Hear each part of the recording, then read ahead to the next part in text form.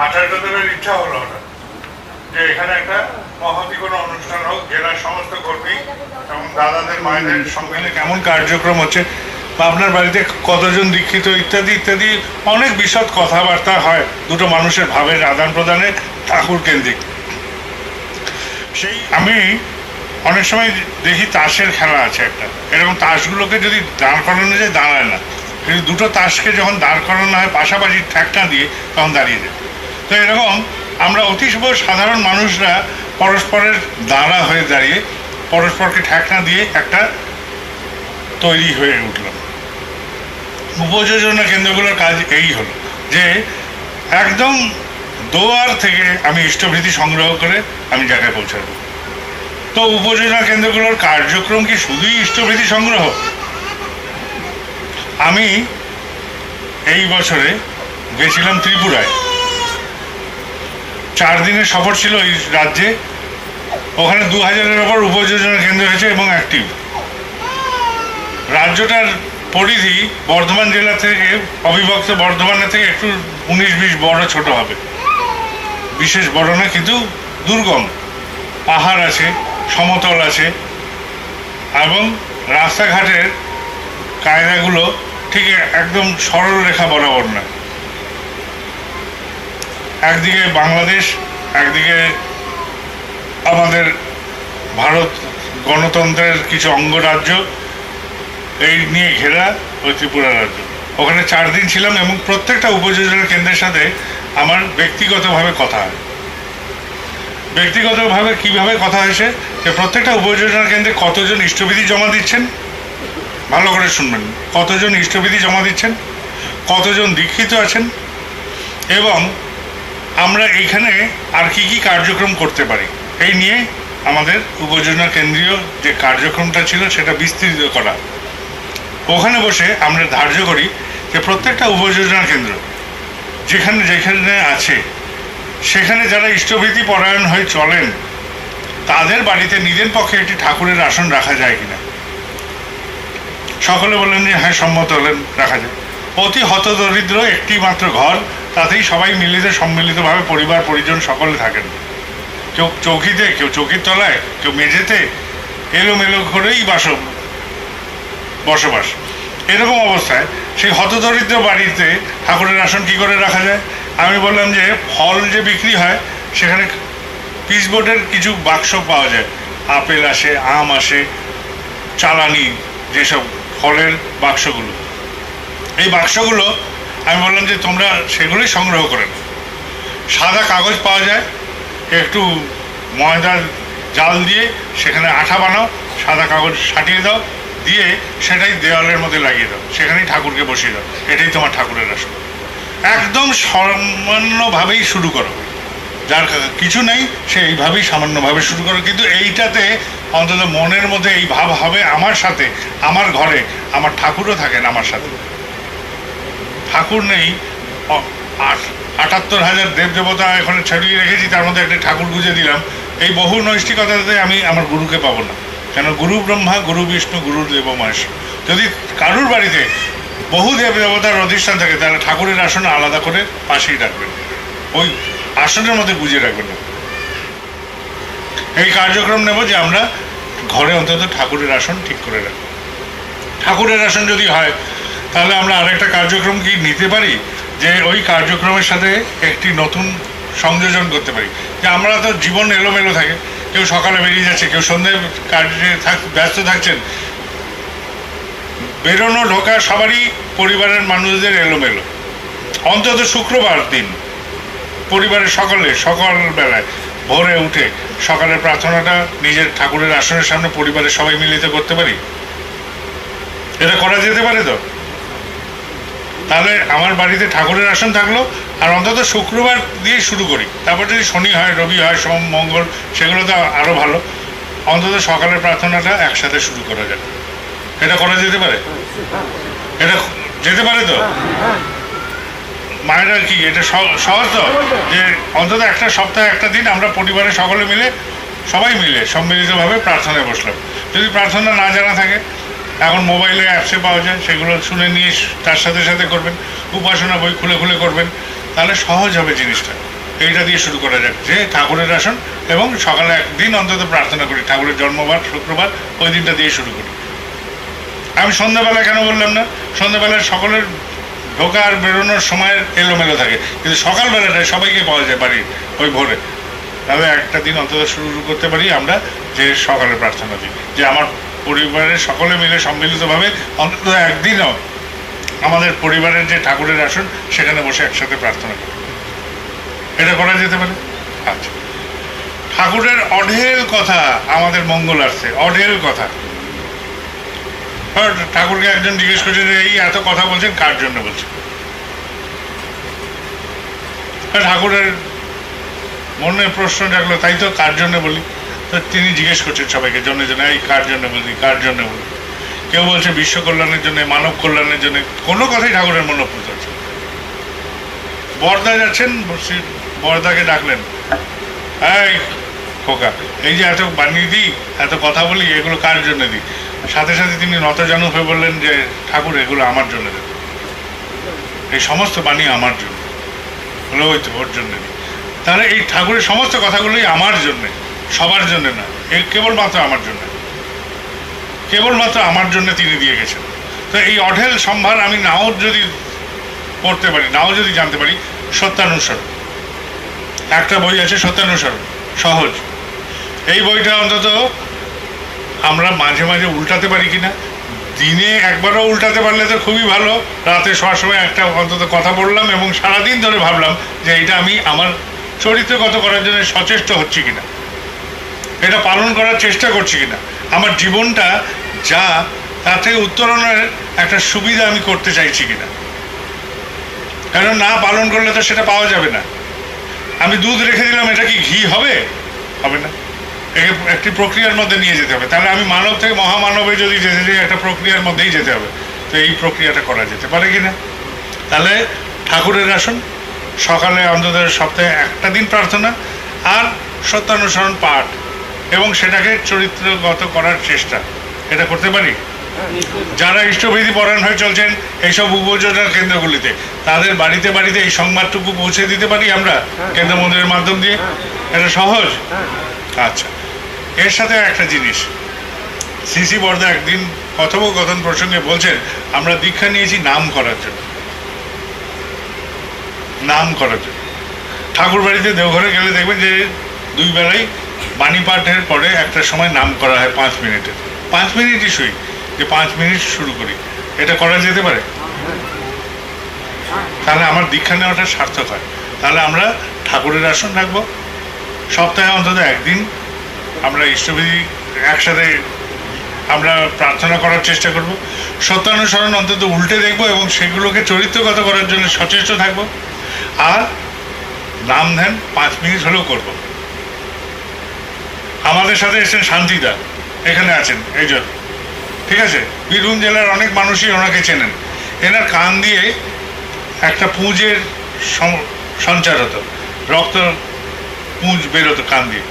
বহু ডাক্তার দেখেছে, ঠিক হয়নি। ইনি যখন যুবক মানুষ, ইনি এলেন বড়দার কাছে। তখন শ্রী বড়দা ওনাকে বলছেন, সব শুনে টুনে বলেন নাম কর। তারপর নামে কি হয়? নামে এনার্জি বাড়ে, আর এই এনার্জি আমাকে এগিয়ে নিয়ে যেতে সাহায্য করে। তো আমরা অনেক সময় থাকি নিজের চিন্তাতে বিভোর। সারাদিনে ক সেকেন্ড থাকি জানেন? 86,400 সেকেন্ড থাকে সারাদিনে।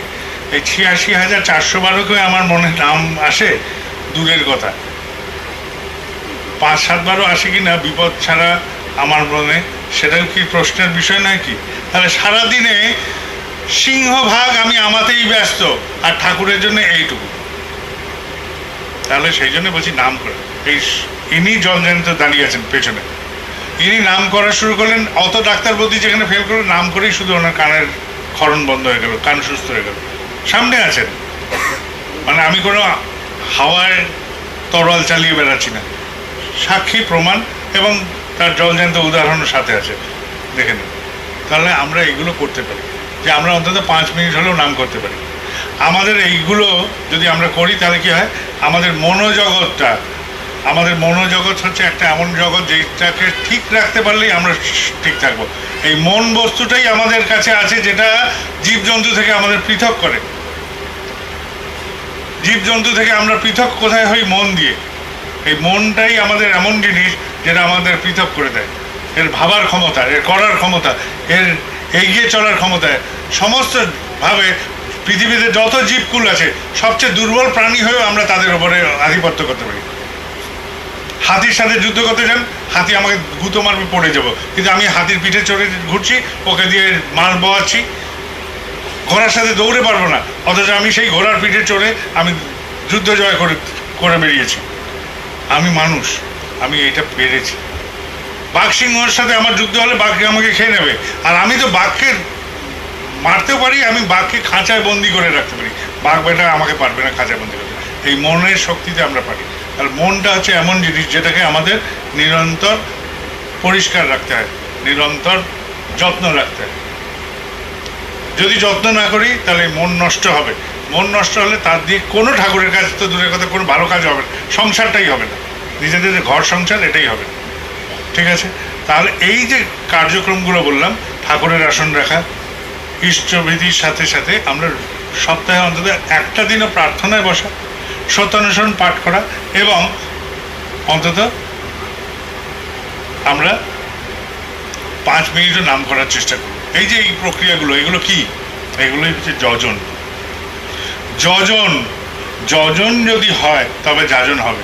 তাহলে এই যজন করা পরিবারগুলো, এটা একটা সংকল্প নিতে পারি আমরা। এই সংকল্প নিতে পারি যে বছরে অন্তত আমরা একজন মানুষও আমাদের পরিবার থেকে যাজন করে ঠাকুরের দীক্ষিত করাবো। আমি দীক্ষার সময় কার্যক্রমে এই কথাটা বারবার বলতাম যে অন্তত পরিবারের প্রত্যেকে একসাথে রাতের ভোজন অন্তত করেন। যদি সারা সপ্তাহে না পারেন, অন্তত সপ্তাহে দু একবার 3 বার করেন।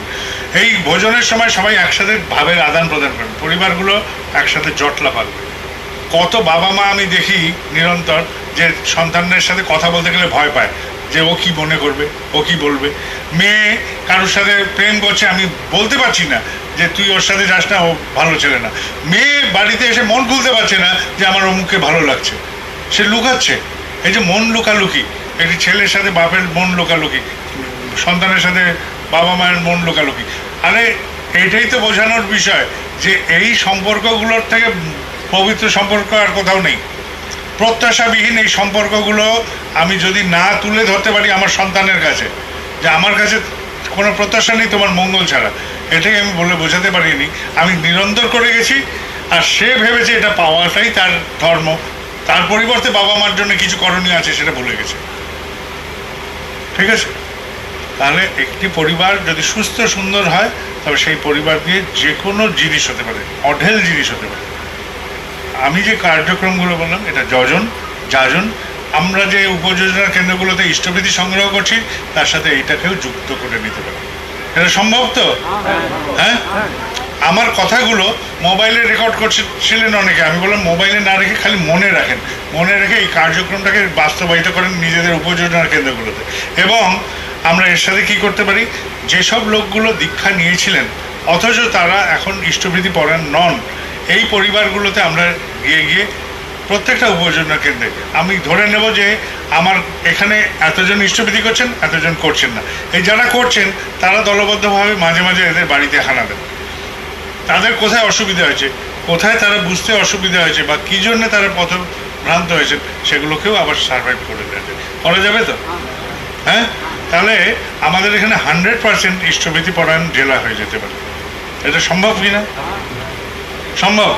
তাহলে আমরা আজকে হলো আগস্ট মাস, এরপরে আসবে পুজো, দুর্গা পুজোর সময় একটা কনফারেন্স হবে, ডিসেম্বর মাসে আরেকটা কনফারেন্স হবে, এবং নববর্ষের সময় আসে তৃতীয় কনফারেন্সটা হয়ে যাবে আজকের দিনটা ধরলে।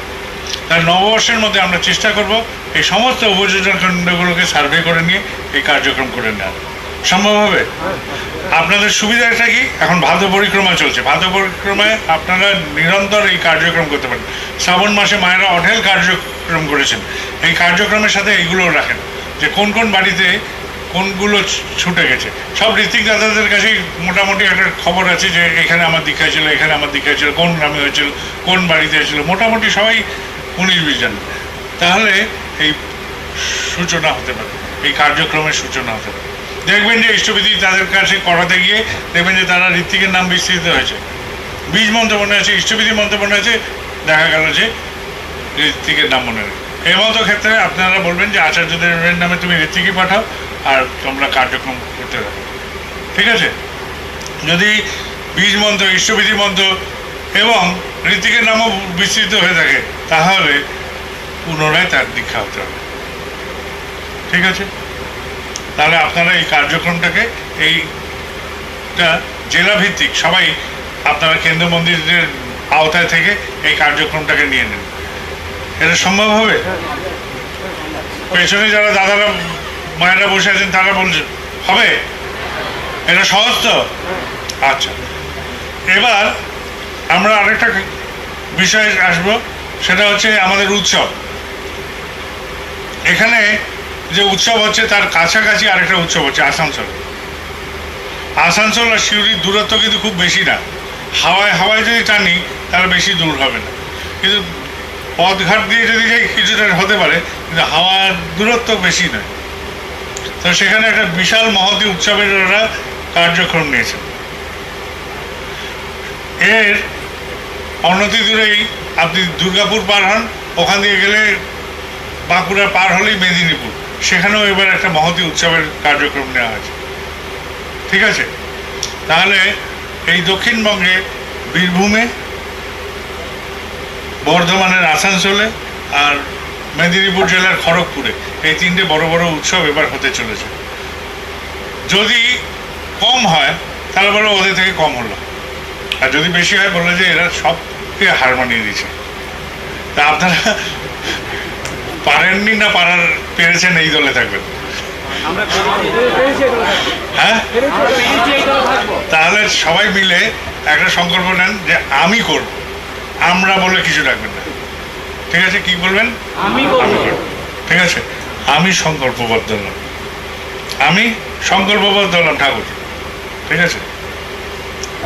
আমি উড়িষ্যা গেছিলাম, ওখানে একটা গল্প বলেছিলাম।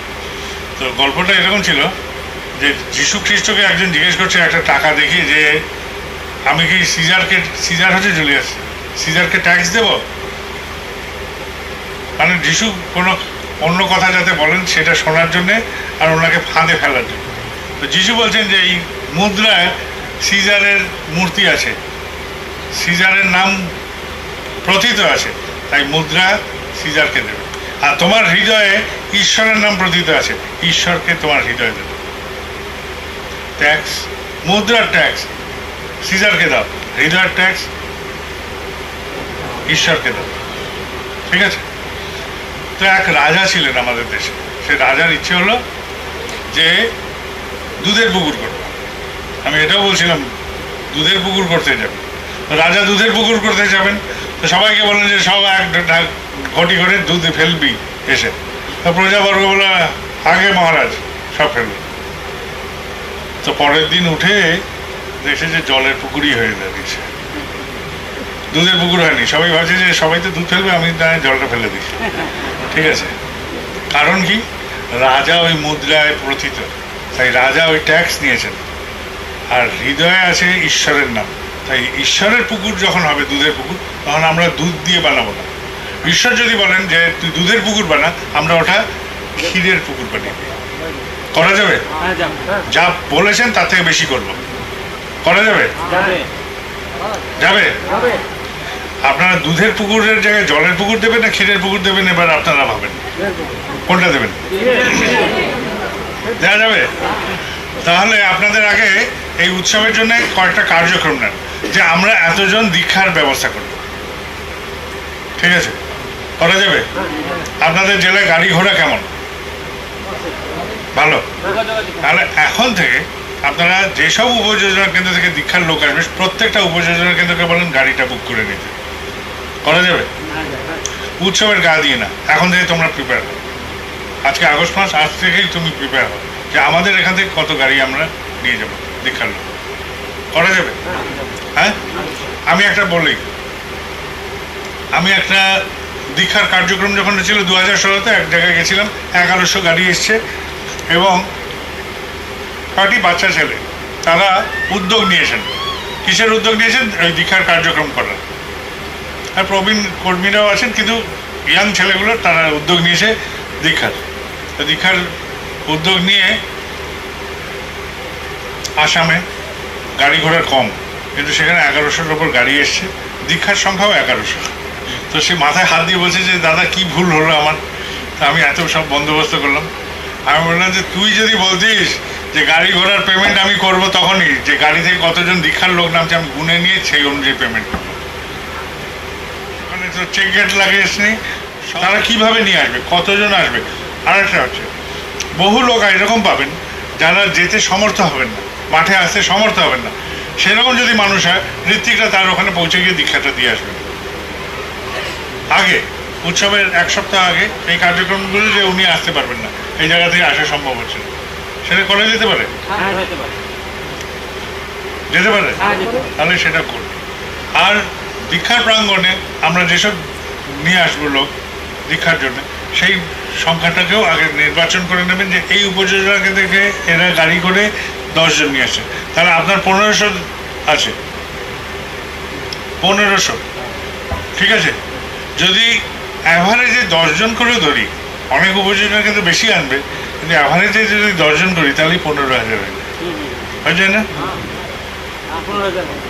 আর প্রত্যেকটা উপযোজনা কেন্দ্রে আমার মনে হয় 10-15টা পরিবারের বেশি আছে অ্যাভারেজ, তাই তো। তাহলে আমরা এটা সম্ভবপর করতে পারি কিনা, আপনারা ভেবে দেখেন, এটা সম্ভবপর হতে পারে কিনা। মানে অঙ্কটাকে আমি বোঝাচ্ছি যে জিনিসটা সহজ হবে কিভাবে ভাঙতে পারি, তাহলে এটা করা যাবে, করা যেতে পারে। আমরা এই যে উৎসব হবে, উৎসবের একটা খরচ আছে, ঠিক আছে, এই খরচ নির্বাহ হবে। তো নির্বাহ করতে গেলে সংগ্রহের দরকার হবে। সংগ্রহটা কিভাবে হবে সবাই ভেবেছেন কিছু, কিভাবে?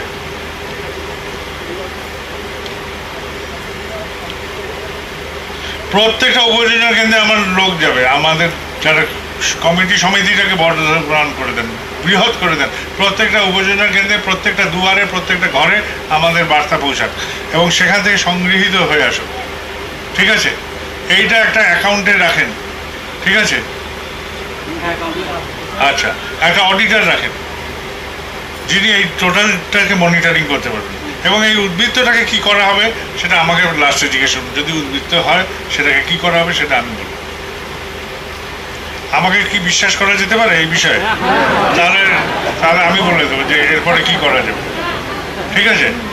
তাহলে এই কার্যক্রমটা আমরা নিই যে প্রত্যেকটা উপযোজনা কেন্দ্রে, প্রত্যেকটা দুয়ারে, প্রত্যেকটা ব্যষ্টি যে যেরকম পারে, যে পারবে না তাকে বলবেন যে রামের সেতু বন্ধনের সময় একটি কাঠবিড়ালি সে বালি মেখে মেখে ঝাঁপাচ্ছিল, যে প্রভুর ওই কার্যক্রমে তার গায়ের বালিটুকুও যদি প্রভুর কার্যক্রমে লাগে, তাহলে তোমার কাছে যা আছে তাই ক্ষমতা দিয়ে তুমি যদি তোমার পেট পালন করতে পারো, 1 মুঠো তুমি ঠাকুরের জন্য দাও, এটা পারবে?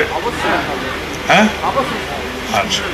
তাহলে এইরকমভাবে আপনারা ভাবেন, এরকমভাবে আপনারা তৈরি করেন, টোটাল জিনিসটা এরকমভাবে আমরা সৃষ্টি করবো যে প্রত্যেকটা উপযোজনা কেন্দ্র, প্রত্যেকটা ব্লক, প্রত্যেকটা জেলার প্রত্যেকটা কর্নারে আমাদের লোকরা ঘুরতে থাকে। এই উৎসবটা শুধু এই মাঠের ভিত্তিক নয়, এটা পুরো জেলাতে যাতে ছড়িয়ে যায়, পুরো জেলাতে প্রত্যেকটা আনাচে কানাচে ছড়িয়ে যায়। আর একটা দল তৈরি করেন মুর্শিদাবাদ,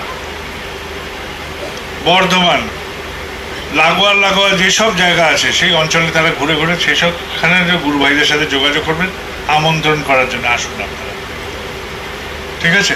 আমরা একটা ছোট অনুষ্ঠান করছি, আপনারা আসুন।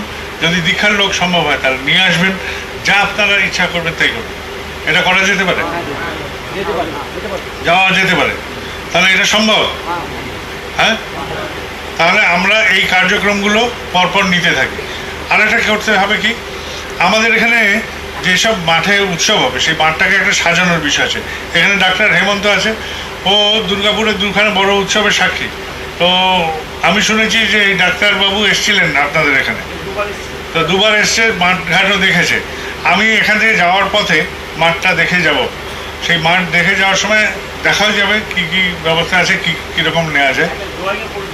আচ্ছা, এবার উৎসবের সবচেয়ে বড় কঠিন কার্যক্রম কি হতে চলেছে? দীক্ষা। তো দীক্ষাটা আমি একবার উড়িষ্যায় গেছিলাম, সেখানে এক ডাক্তারবাবু, তিনি অর্গানাইজার, বয়স অসুস্থ, তিনি করেছেন কি পুরো মাঠ, একটা গোটা মাঠ, সে গোটা মাঠে আমার দীক্ষার কার্যক্রম। কিন্তু মাঠে একদম কর্ডন করে দিয়েছেন আলাদা করে, একটা যে প্রাঙ্গণ কর্ডন করে, মাঠের একদম প্রান্ত থেকে কর্ডন দিয়ে একদম এসে দুখানা দীক্ষার ঘর করেছেন, বিশাল বিশাল, এল, ইংরেজি এল অক্ষর আছে সেরকম করে, দুটো দীক্ষার ঘর। আর ওইখান দিয়ে কেবল দীক্ষা প্রার্থীরাই আসবে না, কেউ আসবে না, আর এরাও ওই মাঠে যেতে পারবে না, একমাত্র নির্দিষ্ট ওই দুয়ার ছাড়া। একদিক দিয়ে ঢুকে একদিক দিয়ে বেরোলে তবে মাঠের প্রাঙ্গণে সবার সাথে মিলিত হতে পারবে। ঠিক আছে? কোনো গাড়ি, কোনো কর্মীর গাড়ি, কারোর গাড়ি ওখান দিয়ে এলাও না, কেবল আমার গাড়িটাকে এলাও। আমি দীক্ষা দেবো তাই আমার গাড়িটা অ্যালাউ করেছে। আমি ঢুকলাম মাঠে, আমি দুটো ব্যাচ পরপর দিলাম, দিয়ে মাঠে গিয়ে কথা বললাম, কথা বলে এসে তৃতীয় ব্যাচ দিলাম, 5,000 দীক্ষা দিয়ে বেরিয়ে চলে গেল। আমার 2 ঘন্টার মধ্যে সমস্ত কার্যক্রম শেষ। তো এই কার্যক্রমের জন্য তারা কি করেছেন, একটা অঙ্ক নিয়েছেন যে দীক্ষা প্রার্থী যাতে সাধারণের সাথে মিশে না যায়। আপনাদের এটা আগে নিতে হবে, দীক্ষা প্রার্থী যে সে যাতে সাধারণের সাথে না মিশে যায়। আমি আসানসোলে গেছিলাম, সেখানে একটি কথা বললাম যে দীক্ষা প্রার্থীরা যেখানে পৌঁছাবেন সেখানে দীক্ষার ঘরে ঢোকার পরে তাদের 2-3টে জিনিসের প্রয়োজন হতে পারে। তার মধ্যে একটা যে জল পান এবং জল বের করা শরীর থেকে। তো জল বের করতে গেলে আমাদের ক্যাম্প হচ্ছে ওইখানে গিয়ে ওখানে করুন, এই যে যাবে আর আসবে তাতে দীক্ষা প্রার্থী এলোমেলো হয়ে যাবে। দীক্ষার ঘরের কাছাকাছি কয়েকটা ইউরিনাল করে দিন দাদাদের মায়েদের জন্য, তাহলে সুবিধা কি, দীক্ষার প্রার্থী যখন দীক্ষার ঘর থেকে বেরোবেন যদি এমার্জেন্সি হয় তাহলে ওখানে করতে পারবেন। বড় দীক্ষার ঘরের সাথে ছোট ছোট অনেকগুলো মাল্টিপল দীক্ষা করেন, ছোট ছোট অনেক ব্যাচও আসতে থাকে, তাহলে সমস্ত কর্মীরা টুকটুক করে দিতে পারেন। যদি ঠাকুরবাড়ি থেকে কেউ আসেন তিনি বড় বড় ব্যাচ দিয়ে দিলেন কয়েকটা, তাহলে ভিড়টা কমে যাবে। একটা নির্দিষ্ট ছক করেন যে আমরা এত দীক্ষা করবো, আপনারা কত টার্গেট করেছেন। আমি একটা শুনেছিলাম চাঁদ লক্ষ্য করে যদি লাভ দেওয়া যায় চাঁদেই পড়বে মানুষ, আর শুনেছিলাম সূর্য লক্ষ্য করে লাভ দিলে চাঁদে পড়তে পারে। তো 20,000 টার্গেট করেন, তাহলে 10,000-এ পৌঁছাতে পারে। হ্যাঁ, যদি চাঁদ লক্ষ্য করে কেউ লাভ দেয় সে পৃথিবীতেই থাকবে, আর সূর্য লক্ষ্য করে লাভ দিলে অন্তত চাঁদে গিয়ে তো পড়তে পারি, কতটা যেতে পারি কম গেছি, তাহলে 10,000-এ পৌঁছাবেন। তাহলে লক্ষ্যটা আরও দূরে রাখে, বিস্তৃত থাকলে অন্তত পৌঁছে যেতে পারেন, লক্ষ্যেতেও পৌঁছাতে পারেন, লক্ষ্যকে অতিক্রম করতে পারেন, কিন্তু লক্ষ্য ছোট রাখবেন, লক্ষ্য বড় থাকবে, তাহলে অন্তত পৌঁছাতে পারবেন। যদি 20,000 করতে হয় তাহলে পরিশ্রমকে দ্বিগুণ করতে হবে। তাহলে আপনারা সমস্ত মায়েদের বলছি, সমস্ত দাদাদের বলছি, সমস্ত কর্মীবৃন্দকে বলছি এবং সমস্ত বাচ্চাগুলোকে বলছি, সবাই এটাতে একমগ্ন হন যে এটা আমরা করে ছাড়ব, নিজের ক্ষমতায় আমরা করব, আমি করব, আমরা না আমি করব। করা যাবে? প্রত্যেকে সংকল্প নেন যে আমি করব, আমার চেনা এতগুলো আছে, আমি আমার যাজন করে নিয়ে চলে যাব, পৌঁছে দেবো, মাঠ অবধি পৌঁছে যাবে তারা দীক্ষার প্রার্থী। সবাই ব্যক্তিগতভাবে প্রত্যেকে এই সমাজে আমরা যারা বাস করি প্রত্যেকের চেনা পরিচিত একটা গোষ্ঠী আছে, ব্যষ্টি আছে, আমি তাদের কাছে যাব, আমি যাব। করা যেতে পারে? তাহলে এটা শুরু করো, ঠিক আছে? ঠিক আছে, তাহলে আমরা এটা টার্গেট নিই যে আমরা একটা চেষ্টা করে দেখি, ঠিক আছে? আচ্ছা, এবার আমরা ডালিয়ার খিচুড়ি করতে পারি? হ্যাঁ, করা যেতে পারে। আপনাদের জেলায় কি কি ভালো জিনিস পাওয়া যায়? সবজি, ছানা বানা যা দেওয়া যায় সেগুলো বলেন। হ্যাঁ, আরে ঘাবড়াচ্ছেন কেন? আমাকে নিয়ে এসছেন টানতে, আমি তো জগদ্দল পাথর, আমি বললাম যে আমাকে দূরে রাখেন, ভালো থাকবেন, শান্তিতে থাকবেন। এই যে ত্রিপুরা রাজ্যে আমি কখনো যেতে চাইনি, দীর্ঘদিন জানি, 2009-এ ওরা আমাকে নিয়ে যাচ্ছে, বললে আমাকে নিয়ে গেলে কিন্তু বিপদ বাড়ি।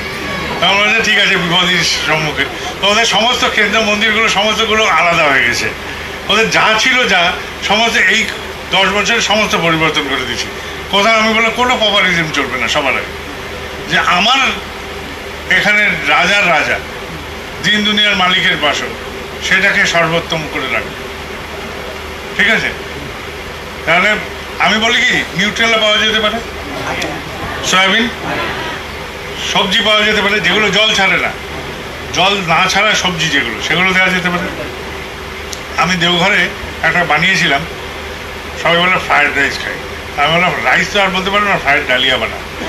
তো সেটাকে যখন করা হলো, কেউ কেউ বললো যে এ তো অত্যন্ত জিনিস, এটা তো একাই খাওয়া যাচ্ছে। তো আপনারা সেরকম করে করতে পারেন যে রাজসিক খাওয়া, খাবো যখন মানে খেয়ে পুরো অঙ্গে অঙ্গে প্রত্যেকটা রোগ গুপ যেন বলে যে বাহ কি খেলাম। খাওয়া ভালো হলে মন ভালো থাকবে, তাই নাকি? পরিশ্রম হচ্ছে এই উৎসব করতে গিয়ে, তো পরিশ্রমের শেষে তো আমাদের একটা কিছু ভালো জুটতে হবে, তাই না? তোমার এই প্রসাদ আমার দেহকে উদ্দীপ্ত করুক, আর আবার যেন আরো দৌড়াতে পারি, এরকমই হোক। তাহলে একটা রাজসিক খাবার, ঠিক আছে, চাটনি হোক, ঠিক আছে, এরকম করে করো।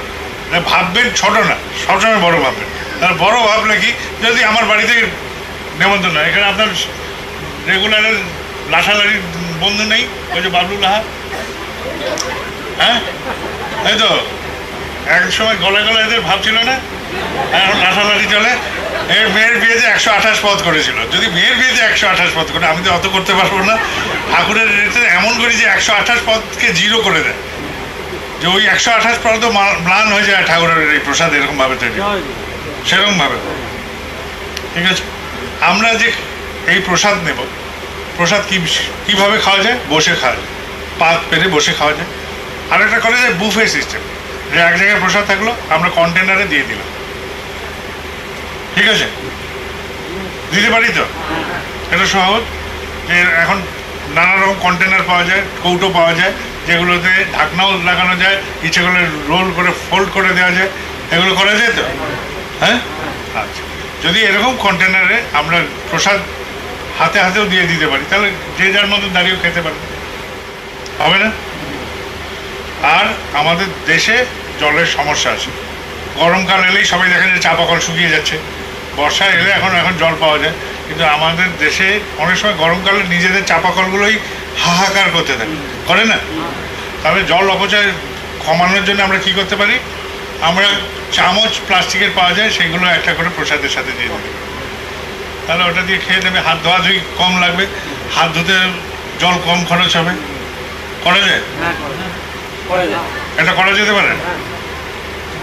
তাহলে প্রসাদটা আমরা যখন দেবো, একটা করে চামচও দিয়ে দেবো, চামচ যারা বাটিতে খাবে, যারা পাত পেরে বসে খাচ্ছে তারা হাতে নিয়ে বসে খাক, কিন্তু যারা হাতে হাতে বুফেতে নিয়ে যাবে, কেননা অনেকে নিয়ে যাবে, অনেকে দাঁড়িয়ে খাবে, অনেকে বাস যাবে, বাসের সাথে উঠিয়ে নিয়ে চলে গেলে আমরা যেতে যেতে খেয়ে নেব, সেরকম করে দেবে, করা যাবে তো? আচ্ছা, প্রসাদ যেটা দেওয়া হবে প্যাক করে, সেটা দুই রকম করা যায়। একটা হচ্ছে যে মিষ্টির দোকানে দেখবেন প্লাস্টিকের কৌটো পাওয়া যায়, ঠিক আছে, তার মূল্য এক এক জায়গায় এক এক রকম। আপনি যেখানে প্রোডাকশন হচ্ছে সেখান থেকে যদি নিয়ে আসেন, যেখানে তৈরি হয় সেখান থেকে নিয়ে এলে মূল্য কম, যদি আর একটু জায়গায় যান তাহলে মূল্য বেশি, করা যায় তো? তাহলে এই জিনিসটা আপনারা বুঝে দেখবেন যে এর মূল্য আলাদা আলাদা হয়, হয়তো? আচ্ছা, এই যে প্লাস্টিক আমি খাবো, 100 জন যদি প্লাস্টিকের কৌটো ফেলি, তাহলে কতটা জায়গা নিয়ে নেবে? অনেকটা জায়গা। আর প্লাস্টিকের অসুবিধাটা কি? পরিবেশের পক্ষে এটা অসুবিধাজনক। আমাদের এই জেলার মধ্যে প্লাস্টিক রিসাইকেলিং এর কোনো প্ল্যান্ট বা কোনো কারখানা বা কিছু এরকম আছে? বা আশেপাশে কোনো জেলায় আছে? সেটা খোঁজ নেওয়া যেতে পারে। তারা কি করে? এই প্লাস্টিকগুলোকে ক্রাঞ্চ করে নিয়ে ছোট ছোট দানায় রূপান্তরিত করে, সেই বলগুলোকে কখনো কংক্রিটের সাথে, কখনো রাস্তার তৈরির কাজে এগুলো ব্যবহার হয়, ঠিক আছে? তাহলে পরিবেশ সচেতনতা একটা বিশাল গুণ, সেটা আমরা নিতে পারি, করা যেতে পারে। আর নতুবা অ্যালুমিনিয়াম ফয়েল আছে না, অ্যালুমিনিয়ামের ওরকম কৌটো পাওয়া যায়, সবগুলো খোলা থাকবে, যারা নিয়ে যাবে তাদেরটা আমরা খালি প্যাকিং করে দেবো, এটা করা যেতে পারে। আচ্ছা, যেসব মায়েরা দাদারা এই প্রসাদ বিতরণে সহযোগিতা করবেন, যে কোনো মানুষ করতে পারে, কিন্তু সদাচারের সাথে আসবেন, এসে পরিষ্কার পরিচ্ছন্নভাবে এটাকে প্যাক করে দেবেন, যাতে প্রসাদটা নিয়ে যেতে পারে, করা যেতে পারে। তাহলে আমরা এইভাবে তৈরি করে দেবো, ঠিক আছে, করা যেতে পারে। তাহলে এবার কিসে খাওয়া হবে সেটাকে আগে ধার্য করুন, ঠিক আছে? যেই বিষয়ে খাবেন সেই জিনিসটা যেন পরে আবার নোংরা না করে, ঠিক আছে?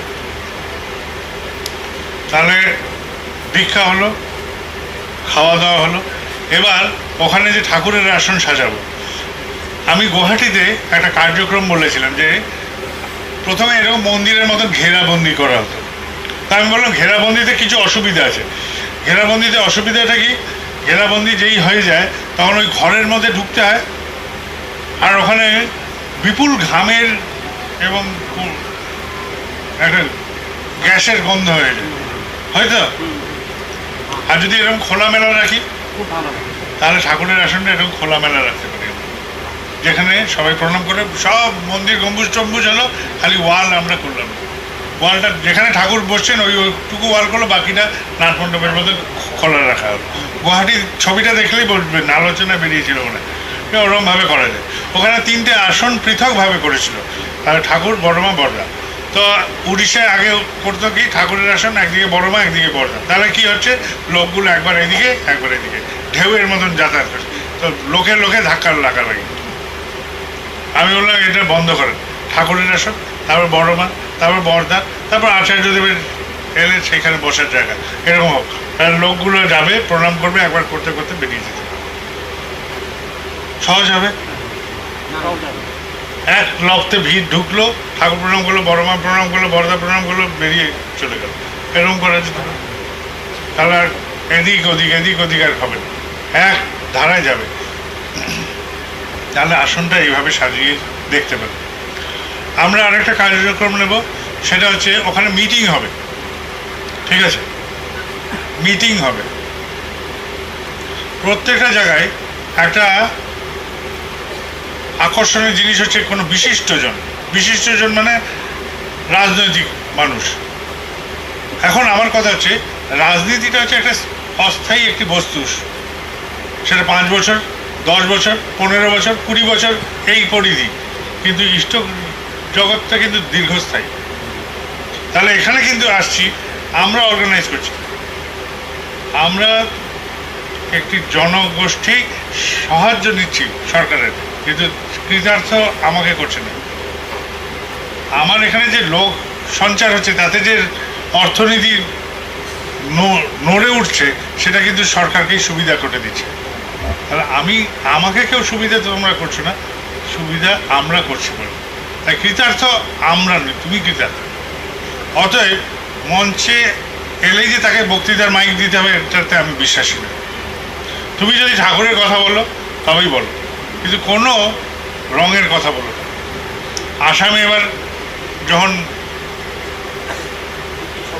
ঋত্বিক সম্মেলন হলো, ওই দেশের কিন্তু সমস্ত নেতৃবৃন্দ কিন্তু ঠাকুরের দিকে, পক্ষে বিপক্ষে সব পক্ষে, কিন্তু কেউ মঞ্চতে আসেননি,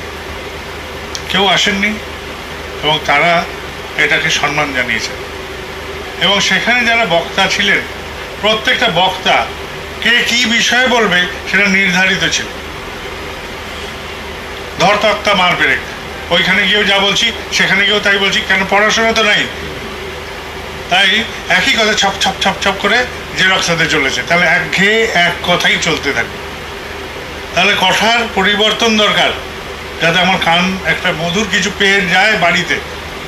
তাহলে এই কথাটাকে বাড়ি অবধি নিয়ে যাওয়ার জন্য যে ধরনের কথা বা যে ধরনের বিষয়ে বলা দরকার, সেই বিষয়গুলোকে আগে নির্ধারণ করুন, এবং কারা বলবে সেটাকে নির্ধারণ করুন, কারা কারা বক্তা হবেন সেটা নির্ধারণ করুন। তারা পাঠ করে পড়াশোনা করে এসে মঞ্চে বসে ঠাকুরের কথা বলুন।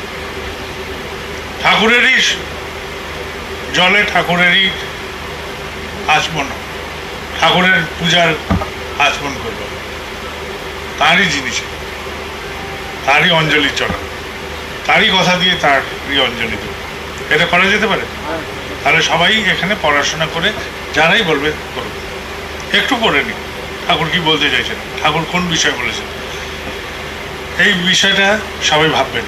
যে বিশিষ্টজন যারা আসবেন তাদের আপ্যায়িত, আমরা ধন্য যে তিনি আসছেন, আমি ধন্য ব্যক্তিগত, তিনি তাকে ধন্য করার জন্য, কৃতার্থ করার জন্যই আমি নিয়ে এসেছি। এই যে এই বিশাল মহতি জনসমাবেশ, সকলের অঢেল প্রার্থনা তার মঙ্গলার্থে। তার মঙ্গলের জন্য যদি এত লোক প্রার্থনা জানাচ্ছে, এটাই তো তার জন্য। আজ যে রং আছে কাল সে রং থাকবে না, কাল যে রং হবে পরশু সে থাকবে না। রঙের পরিবর্তন হতে থাকবে, আমাদের পরিবর্তন নেই। আমরা অমলিন, আমরা ঠাকুরের মানুষ, আমরা খুব সাধারণ এবং খুবই নগণ্য সাধারণ মানুষের সমষ্টি। আর এই জনসমষ্টির কোনো ক্ষমতাই নেই, ঠাকুর ছাড়া আমাদের কোনো ক্ষমতাই নেই। ঠাকুরই আমাদের সম্বল, তাই নয় কি? ভেবে দেখেন তো ব্যক্তিগতভাবে আমরা কতটা আমরা তীব্র মানুষ, যে আমাদের কি ক্ষমতা আছে ঠাকুর ছাড়া। এইটুকুই তো আমাদের সম্বল, তাই না?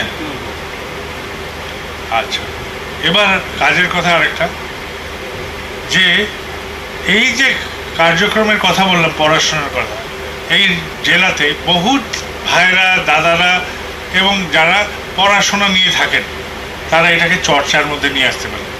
ঠাকুরের বইগুলো চর্চার বিষয়, এবং কেন্দ্র মন্দিরেও কোনো একটা কেন্দ্র মন্দির নির্ধারণ করতে পারি যেখানে তারা এসে অ্যাসেম্বল হতে পারে, একসাথে হতে পারে। ঠিক আছে? তাহলে কি হবে, এই চর্চাটা হতে থাকবে জেলার মধ্যে। দেওঘরে একটি সবাই যে যার মতন থাকতো, সবাইকে একসাথে করে করে করে করে একটা দলার মতন রূপান্তরিত করা হলো। আচার্যদেব বললেন এটার নাম দিয়ে অনুসন্ধিৎসু সভা। সেই অনুসন্ধিৎসু সভা স্থাপনা হলো ঠাকুরবাড়ির মধ্যে। সিসি বর্ধার সময় একটা অনুসন্ধিৎসু সভা চলতো, সেখানে বিভিন্ন বিষয় প্রশ্নোত্তর এবং মীমাংসার চর্চা চলত। এইটা নিরন্তর 365 দিনের খোরাক হয়ে দাঁড়ানো, ঠাকুরের বিভিন্ন বিষয় নিয়ে, পড়াশোনা নিয়ে, ঠাকুরের বিভিন্ন সাবজেক্ট নিয়ে, তার বিবাহ কী, তার জন্ম পরে মায়ের কর্তব্য কী, একটি পরিবারের প্রতি একটি স্বামীর কী কর্তব্য, একটি স্ত্রীর সাথে সে কেমন ব্যবহার করবে, শ্বশুর শাশুড়ি অসুস্থ হলে সে স্বামীর কী করণীয়, কেউ জানে? তাও তো জানে না। এটাও তো ঠাকুরের বলা আছে। ছেলে বেয়ারা হলে সেক্ষেত্রে আমার কি করণীয় আছে, ঠাকুর কি বলেছে? প্রত্যেকটা বিষয় বলো, কিন্তু চর্চাটা তো আমাকেও জানতে হবে যে কোথায় হচ্ছে। একটা মন্দির যদি এরকম নির্ধারণ হয় এবং এটা নিয়ে চর্চা হয়, এটাও যদি এখানে একটা অনুসন্ধিৎসু সভা হয়, তাহলে এটা করতে সুবিধা হবে। তখন এই অনুসন্ধিৎসু সভা দেওঘরের ওই সংযোগকে আরও বলিষ্ঠ করবে এবং সারা ব্যাপী এই চর্চা চলতে থাকবে। এটা তো একটা গবেষণার বিষয়। এই জেলাতেও হোক, চর্চা হোক। কত শিক্ষিত ছেলে মেয়েরা আছে, তারা আসবে এখানে, তাদের ফিড দেবে। এখন তো আসতেও হয় না, এখন তো মোবাইলে নেটেই বসে করতে দেওয়া যায়, তাই নয় কি? একটা হোয়াটসঅ্যাপ গ্রুপ করে নিল, তারাই তাদের মধ্যে চর্চার বিষয় করে নিল। এটা করা যায়। তাহলে উৎসবের সাথে সাথে আমি অন্যান্য প্রসঙ্গেও চলে আসছি, যাতে সমস্ত জেলার সমস্ত মানুষের জীবনযাত্রার প্রণালীর পরিবর্তন। আর কিছু কথা আছে আপনাদের?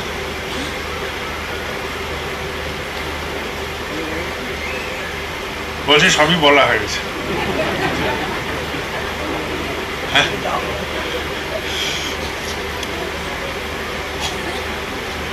আমি যে কথাগুলো বললাম এগুলো একটাও নির্দেশ নয়, এগুলো একটি সাজেশন।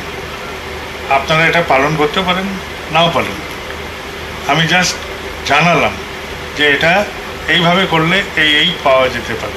আমি একটি ছবি আঁকলাম, আর ছবি আঁকার পরে কি হতে পারে সেটা জানালাম। এই ছবিটা আপনারা আঁকতে পারেন বা আপনাদের মতন করে বিবেচনায় যেটা ভালো মনে করেন সেটা করবেন। আমার বিবেচনা বোধ বুদ্ধিতে এইটা দাঁড়ালো, তাই আমি জানালাম। উৎসবের সময় যিনি ক্যাশিয়ার হবেন, একটা কথা বলি, যিনি ক্যাশিয়ার হবেন তিনি এক্সপেন্ডিচার করবেন না। যিনি অ্যাকাউন্টেন্ট হবেন তিনি ক্যাশ ধরবেন না। যারা এক্সপেন্ডিচার করবে তারা অ্যাকাউন্টেন্ট হবে না। যে দায়িত্ব নিচ্ছেন তিনি অ্যাকাউন্টেন্টের কাছে সমস্ত জমা দেবেন, অ্যাকাউন্টেন্ট সমস্ত হিসাব দেবেন, ক্যাশিয়ার সেটা পেমেন্ট করবে। ঠিক আছে? আর ইচ্ছে হলে একটা ট্রেজারার রাখতে পারেন, যার কাছে সমস্তটা জমা থাকবে এবং লিখিত হবে। ক্যাশিয়ার তার থেকে নিয়ে অ্যাকাউন্টেন্টের রসিদটা মিলিয়ে তিনি পেমেন্ট করবেন। আর আমি এই প্যান্ডেলের দায়িত্ব নিলাম, আমি কিন্তু ক্যাশিয়ার হতে পারবো না, অ্যাকাউন্টেন্ট পারবো না, ট্রেজারার হতে পারবো না। যারা এক্সপেন্ডিচার করবে তারা এটা, ঠিক আছে।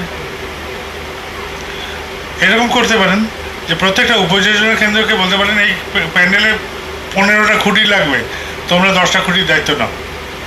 10টা খুঁটি লাগাতে এই খরচ হয়, তোমার পেমেন্টেই তোমাদের ক্ষমতা অনুযায়ী। তুমি ডালিয়ার জন্যে অন্তত 20 কিলো 25 কিলো ডালিয়ার ব্যবস্থা করে দাও তোমাদের উপযোজনাকে, ওই অর্ঘটা তুলে আনো। যার যেরকম ক্ষমতা বিবেচনা করে দেখে প্রত্যেকটা কেন্দ্রে সবাই মিলিতভাবে একসাথে বসে এরকমভাবে, তাহলে সবাই করবে, সবাই প্রাণ পাবে। প্রত্যেকেরই এই উৎসবে কোনো না কোনো কার্যক্রম থাকবে, তাই তো? সবাই যাতে মনে করে যে এটা আমার উৎসব, আমার ঠাকুরের উৎসব, এলাম এলোমেলো হয়ে থাকলাম সেরকম না। এই উৎসবে যারা আসবে তারা অনেকে কিন্তু দোকান দেবে, এলোমেলো দোকান যেন না হয়। এলোমেলো বহর টাঙিয়ে দেবে না। পুরীর দাম 10 টাকা লাগিয়ে দিতে পারে, লোকের প্রয়োজন আছে খাওয়ার, দাম নিচ্ছে 10 টাকা করে, তোমার আগে টাঙাবে, তোমাকে বসতে দেবে না তো বসতে দেবে। সেটা তো কমিটির তরফ থেকে আপনার কাউকে আহ্বান জানাতে পারে যে কমিটি একটা চিফ ক্যান্টিনের জায়গা তাকে ছেড়ে দেবে। এছাড়াও অনেকে আসবে, আর তাদেরকে এলোমেলো বসতে দেবে, ভাবে বসতে দেবে, ঠিক আছে। আরেকটা বাকি রয়ে গেল, সেটা হচ্ছে স্টেডিয়াম মাঠ। কুচবিহার আপনাদের এই রাজ্যের একদম প্রান্ত দেশ, উত্তরের দিকে, ঠিক আছে। একটি জায়গার নাম কুচবিহার, সেখানে একটি বিশাল কার্যক্রম হয় ঠাকুরের। বিশাল কার্যক্রমে কুচবিহারে যে জায়গাটা বা যেখানে তাদের ফাংশন বা উৎসবটা হয়েছিল, সেই স্টেডিয়াম বা সেই চাতাল নির্মাণের পর কখনো পরিষ্কার হয়নি। দীর্ঘ 20-25 বছর ধরে নির্মাণের পরে সেটা কখনো হাত পড়েনি, পরিষ্কার হয়নি। বহু লোক ব্যবহার করেছে, সে ব্যবহার করেই রেখে দিয়েছে। ঠাকুরের যখন উৎসব হলো, তারা প্রথমে করলো কি, জলের ট্যাঙ্কটাকে পরিষ্কার করলো, প্রায় 1.5 হাত কাদা উঠলো, তার থেকে পরিষ্কার করলো, সমস্ত পাইপলাইনগুলো পরিষ্কার করলো, যত বাথরুম ছিল স্টেডিয়ামের মধ্যে সমস্ত বাথরুমের লাইট ঝকঝকে করে দিল। বাথরুম অপরিষ্কার ছিল, একদম সুইপার টুইপার দিয়ে একদম চকচকে করে পরিষ্কার করে দিল, ঠিক আছে। সমস্ত দরজা যেগুলো খিল ছিটকিনি এলোমেলো ছিল সব ঠিক করে দিল, করে উৎসব করে যখন ফেরত দিল, একদম উপযুক্তভাবে তাদের ফেরত দিল। তারা বললো আপনারা বারবার এরকম উৎসব করুন, আমাদের শেখার জিনিস আছে। মানে ঠাকুরের মানুষের কাছে এখন আমাদের অনেক শেখার বাকি আছে। ঠাকুরের মানুষ আমরা এরকম, যার কাছে নিই তাকে যখন ফেরত দিই, যেন তার থেকে যা নিয়েছি তার থেকে অনেক মডেল ভালো করে দিই। সিসি বর্দার একটা ঘটনা আছে এরকম, যে তিনি একজনের কাছে সাইকেল নিয়েছিলেন, সে কাউকে সাইকেল দিত না। পাবনায় তিনি তখন যুবক, সাইকেল তাকে দিল, তাকে দেওয়ার পরে তিনি সাইকেল ব্যবহার করে এনে সাইকেলটাকে যা তার চকচকে রাখে তার থেকেও বেশি চকচকে করে পরিষ্কার করে, যেখানে যেখানে অয়েলিং দরকার সেখানে অয়েলিং করে দিলেন। সাইকেলটাকে তাকে যখন ফেরত দিলেন, সে ভাবছে বুঝি নতুন সাইকেল। সে কাউকে তার সাইকেল ছুঁতে দিত না, কিন্তু বর্দা চাইলে সে দিত, কেননা তিনি এইভাবে ফেরত দিয়েছিলেন, ঠিক আছে। তাহলে করাই পাওয়ার জন্যই ঠাকুর বলছেন না, তাহলে এইটাই হচ্ছে করা। তো আমরা যাতে বারবার প্রশাসনের সহযোগিতা পাই, সেই জন্য সেরকমভাবে ফেরত দেবেন। প্রত্যেকটা মাঠের প্রত্যেকটা গর্ত বুঝিয়ে দেবেন। এই মাঠ যারা দায়িত্ব নেবেন তারা কিন্তু মহামানব, আগে বলছি, তাকে মহামানব হতেই হবে। কারণ মাঠে ওই রোদ্দুরে মাথায় রোদ পড়বে, কেউ আসবে না জিজ্ঞেস করতে, দাদা একটু জল খাবেন। আপনি দাঁড়িয়ে দাঁড়িয়ে লেবার খাটাবেন, আপনাকেই তৈরি করাতে হবে, আর আপনাকেই ঘাম ফেলতে হবে, আপনারই দায়িত্বে আপনাকে থাকতে হবে। উৎসবে সবাই আনন্দ করে চলে যাবে, ওই ফাঁকা মাঠ আপনাকেই প্যান্ডেল খুলিয়ে পরিষ্কার করে আপনাকেই ফেরত দিতে হবে। মাঠের দায়িত্ব যারা নেবেন তারা যেন মনের দিকে সবচেয়ে বেশি জোরদার লোক হয়, যে আমার কোনো প্রশংসার প্রয়োজন নেই, তোমার উৎসবে আমি আড়ালে থেকে এই কার্যক্রম, ঠিক আছে। সামনে আসা বহু লোক থাকবে, পেছনে অন্তরালের লোকগুলোর কথা সবাই তো আর বলে না, তো অন্তরালের প্রচুর মানুষ থাকে, এরকম প্রচুর করা থাকে। গুয়াহাটিতে যখন উৎসব হচ্ছে তখন কয়েকটা বৃদ্ধ মানুষ মাঠের মধ্যে, আপনারা খেয়ালও করেননি, চলতে ফিরতে, তারা বাঘে কাঁধে একটা একটি ঝোলা ঝুলিয়ে দাঁড়িয়ে আছেন ভিড়ের মধ্যে। এবং তাদের কাজ কি? শরীর অশক্ত, আমি পারবো না, কিন্তু মাঠের মধ্যে তারা ঘুরে বেড়াচ্ছেন, আর যেখানে যেখানে কেউ খেয়ে কিছু ফেলছে সেটা নিয়ে নিজের ঝোলায় তুলে নিচ্ছে। প্রত্যেকে কিন্তু বিশিষ্ট জন, কেউ একদম লেবার করে না, তারা ঠিক করেছে যে আমরা এই কাজ করি। ওই অতি বৃদ্ধ যারা, তারা ঠিক করেছে আমরা এটাই করি। মাঠে যেখানে যেখানে ময়লা ফেলবে, কেউ খেতে খেতে ঠোঙা ফেলে দিল, আমাদের তো অভ্যাসটাই নষ্ট হয়ে গেছে, তাই না? কি যা ব্যবহার করি যেখানে সেখানে ফেলে দিই, তো সেটার থেকে তারা মাঠটাকে পরিষ্কার রাখলো। কারণ মাঠ ফেরত দেওয়া হলো, পরিষ্কার করতে অনেক সহজ হলো, কেননা সেগুলো একত্রিত করে এক জায়গায় তারা জড়ো করে দিয়েছে, বুঝতে পারছেন? আর এই মহৎ কার্যক্রমে ওই কাঠবিড়ালির মতন কত কত কার্যক্রম থাকে, সেগুলো আমরা জানতে পারি। উৎসব সুন্দর হোক, কিন্তু প্রয়োজনের অধিক আড়ম্বরের প্রয়োজন নেই, তাহলে উৎসবের আড়ম্বরের দিকে নজর চলে যাবে, মূল্যের থেকে হারিয়ে যাব। আড়ম্বর ততটুকুই হোক যেটুকু আড়ম্বর করলে আমার মন ঠাকুরমুখী হয়ে থাকে, তার বেশি আড়ম্বরের প্রয়োজন নেই। আপনাদের এখানে অনেক কৃষ্টি দল আছে, গান বাজনা ইত্যাদি। আপনারা উৎসবের আগের দিন একটা এরকম কার্যক্রম নিতে পারেন, যেই কার্যক্রমটা মানুষকে, শহরের মানুষকে আমন্ত্রণ করার জন্য। এবং আমাদের যেসব গুরু ভাইরা থাকবে তারাও যাবে, আনন্দ করবে, উৎসব আগের দিন থেকে মুখরিত হতে থাকবে, তাই না? সেরকমই হোক। বাড়িতে বিয়ে লাগলে আগের দিন থেকে একটা পরব চলতে শুরু করে না, সেরকম ব্যাপার। পুজোর আগে মহালয়া আসে না, সেরকমই আসে। আমাদের উৎসবের আগের দিন থেকেই আনন্দ অনুষ্ঠান শুরু হয়ে যায়। পরের দিন সন্ধ্যায় আমরা কিছুটা সাজিয়ে রাখবো, সুন্দর করবো। শহরের বিশিষ্টজনরা আসবেন, তাদেরকে আমরা বলবো যে আমাদের একটা ছোট অনুষ্ঠান আপনারা দেখে যাবেন, আসুন, তারা দেখুন, তারাও বুঝুন। মাঠে আপনাদের যে সময় উৎসব, সেই সময় এই জায়গাটায় তখনও তাঁত থাকবে, ঠিক আছে? অনেক বয়স্ক লোক আসবেন, মায়েরা আসবেন, তো তাদের জন্যে ওই যে বোরোলিনের মতো যে ছাতাগুলো, নামই হয়ে গেছে বোরোলিন ছাতা, ওই বড় বড় ছাতা লাগিয়ে দেওয়া যায় মাঠে, আর কয়েকটা করে চেয়ার রাখিয়ে দেওয়া যায়, হ্যাঁ, তো তারা বসবেন ওখানে, বসে যাজনও করতে পারলেন ওই ছাতার তলে। কখনো প্রসাদ খেয়ে ওখানে বসে বসে খেতে পারেন, তাও তো করতে পারেন, তাই না? কেন মাঠের মধ্যে তো গাছ থাকবে না, তখন ওই ছায়ার কাজ করবে, আর মাঠটা দেখতেও সুন্দর লাগবে। প্রাঙ্গণটাকে এরকম করে ডিজাইন করুন, কেউ ভাবুক যে এই ডিজাইন করতে পারে, ভাবুক প্যান্ডেলটা কীরকম করে সাজাবো, মঞ্চ কীভাবে সাজবে, ছাতাগুলো কীরকম করে লাগালে মাঠটা সবচেয়ে দৃষ্টিনন্দন লাগবে। এটা ভাবনা, তো ভাবনা থেকেই তো জাগরণ হবে। কেউ বলে দিক আমি তাই চাই না, আপনাদের জেলা থেকেই আসুক মানুষ, এখান থেকেই তৈরি হবে। আপনারা সক্ষম, খালি একবার করে দেখেন, তাহলেই হবে।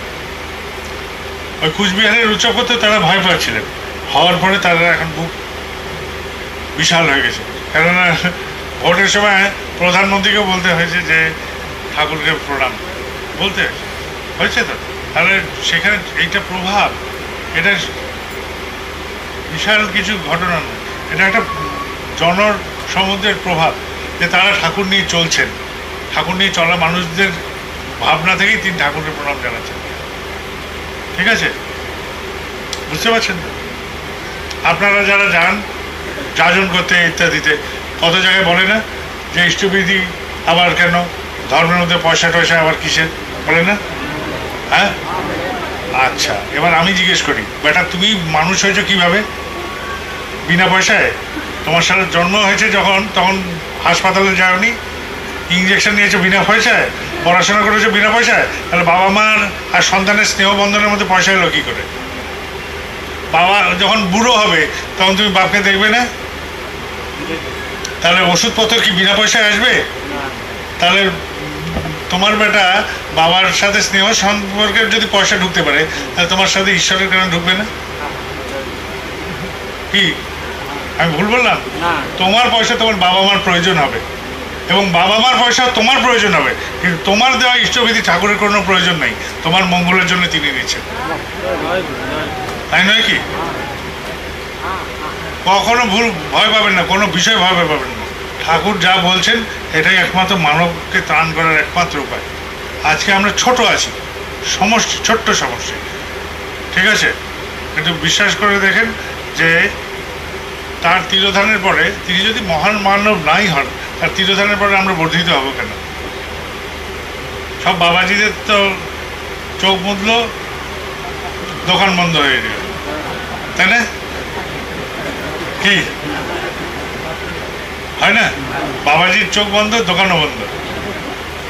আর এখানে মহামানব আমাদের মধ্যে এমনভাবে লীলা করেছেন যে আমরা তরঙ্গায়িত হতেই চলেছি, আর করেও যেন মন ফুরে না, মনে হয় যে আরো করি আরো করি, তাই নয় কি? কেউ পয়সা দিচ্ছে আমাদের এই কার্য করার জন্য? আমি ঘরের খেয়ে বোনের মোষ তাড়াতে যাবো কেন?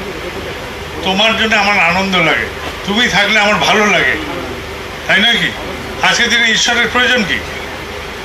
যখন ছেলে অবাধ্য হয়, স্বামী চলে গেছে অফিসে, আমি তাকে সামলাতে পারছি না, এই যে মনটা কেঁদে উঠলো একটি মায়ের, সে কাকে বলে? সান্ত্বনা খোঁজে কোথায়? ঈশ্বর। ঈশ্বরের প্রয়োজন এখানে। যখন ছেলেটা অকালে মারা গেল, ওই বাপের মনটা রক্ষা কে করবে? হ্যাঁ, তখন সে সান্ত্বনা খোঁজে কোথায়? ঈশ্বরকে। তাই ঈশ্বরের প্রয়োজন সর্বত্র আছে। যখন ফেলের ভয়ে ছাত্র কাতর হয়, তখন বাপ মা, শিক্ষকরাও তাকে উৎসাহিত করতে পারছে না, সে একমাত্র ঠাকুর ঠাকুর বলে বলে সে মনকে শক্ত করছে যে না, তুমি আসো, আমার কিছু হবে না। একটি মেয়ে বিপদে পড়ে যখন ঠাকুর ঠাকুর করে, তখন ঠাকুর তাকে রক্ষা করে। একটি মেয়ে, ওই যে নির্ভয়া কাণ্ড হয়েছিল না, তখন একটা ঘটনা, সে একটা প্রফেশনাল, সে তার অফিসে রাত হয়ে যে কোনো যদি বিপদ হয়, ঘটনাটা সত্যি, শুনে দেখুন।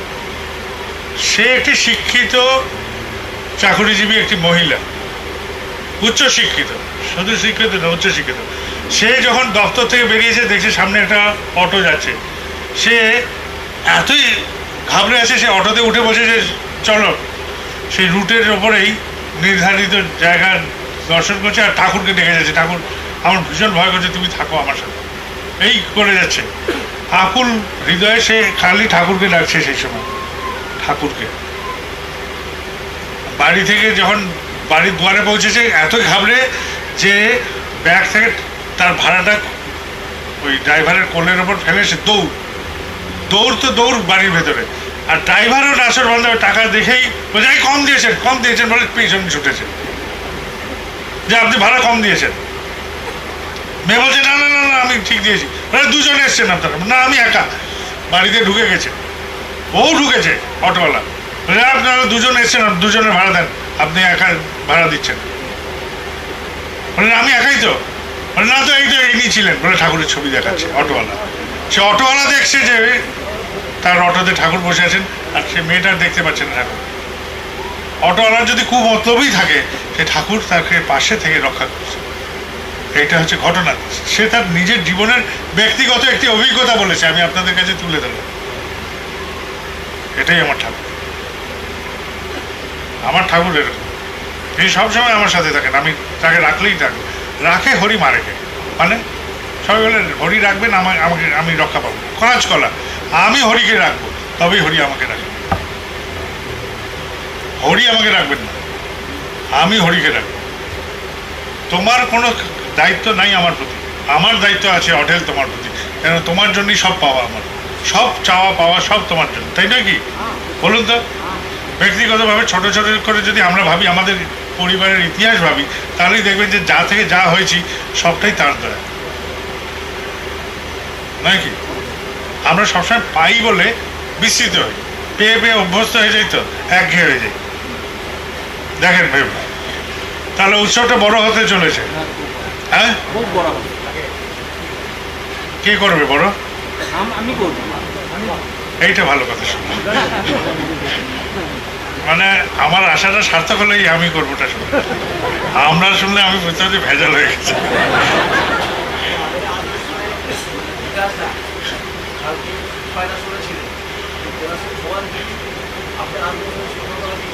আমি কৃতজ্ঞ উনি এসেছেন, আমি দেখেছি, কিন্তু আমি দেখলাম যে না, উনিও ঠাকুরের কথা শুনে যান। আমি জানি না আমি কি বলছি, ওনার ভালো লাগবে লাগবে, আমার এইটুকুই ভাষা, এইটুকুই ভাব। উনি করবেনই তো, উনি সবসময় থাকবেন। আমাদের এরকম সহযোগী বন্ধু না হলে আমরা চলতে পারবো?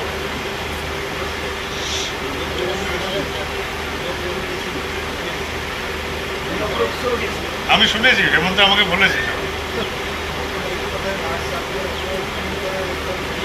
উনি যা করছেন ওনাকে, ওনার মর্যাদা আপনারা রাখবেন। যা উনি করে দিলেন ওনার থেকে ভালো করে ওনাকে ফেরত দেবেন, এটাই আমার।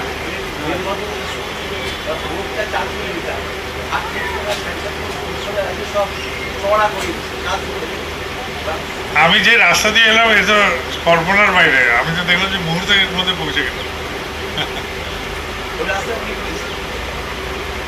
মুহূর্তের মধ্যে আমি এই জায়গায় পৌঁছে গেলাম। শোভাযাত্রা, শোভা তো মাঠেই থাকবে, আর যাত্রা করে লাভ কি? মাঠের অভিমুখে যাত্রাই ভালো। শোভাযাত্রা করতে গেলে একটা এনার্জির খরচ হবে, সবাই ক্লান্ত হবে, তার থেকে সবাই এক জায়গায় জড়ো, সবাই ওখানে হই হই করতে থাকে।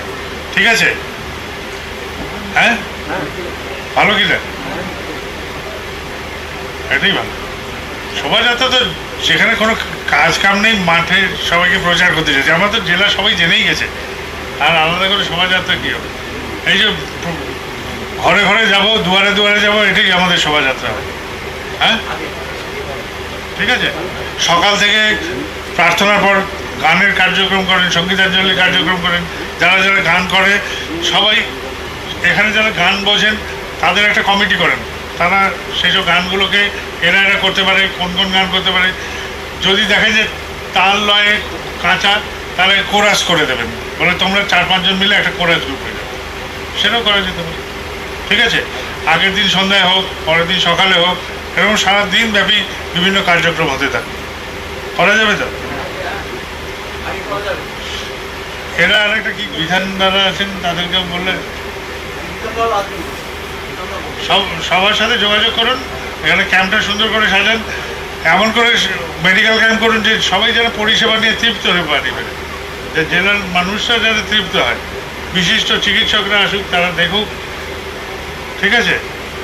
ওষুধের জন্য এখানে প্রচুর মেডিকেল রিপ্রেজেন্টেটিভ আছে, সবাই তাদের যে ফাইলগুলো আছে একটু দেবে, আর যেটা ইয়ে হবে, এখানে তো রামকৃষ্ণ মিশনের অনেক সেবার প্রতিষ্ঠান থাকে, তাদের দিয়ে দেবেন, তারা ডিস্ট্রিবিউট করবেন।